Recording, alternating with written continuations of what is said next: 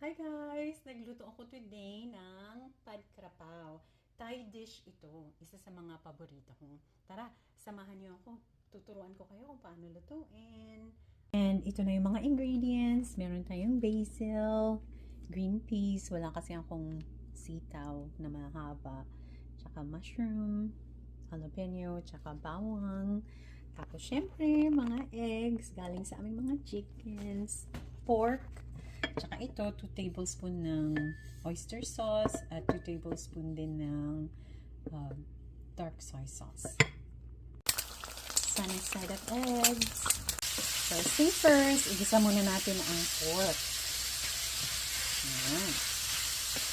Ayan, kapag medyo brown na siya, lagyan na natin ng garlic. Halo-haloin lang. Tapos next, ilagay na natin ang sauce. Ang bango, guys. Nilagay na natin yung mushroom. Lagyan na natin ang jalapeno. At ang green peas. Haluin lang. Lastly, ang basil.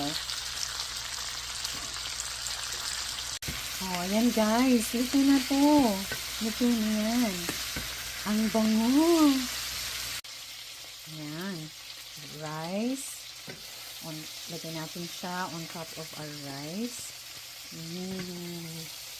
Yummy. Then, lagay natin ng eggs. Lagay natin yung eggs on top. Ayan. Taste test. Ayan. Oh, tingnan mo naman. Grabe. Yellow itong egg yolk namin kasi galing yan sa mga chickens namin. Pero, okay. Taste test.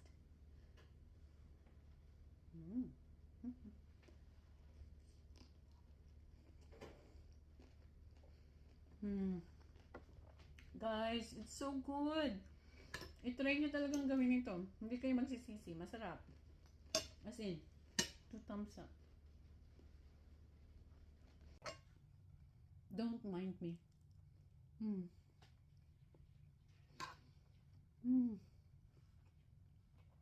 Ang sarap.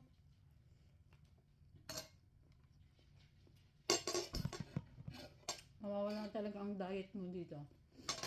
As in, hindi mo na maisip mag-diet kasi masarap na masarap.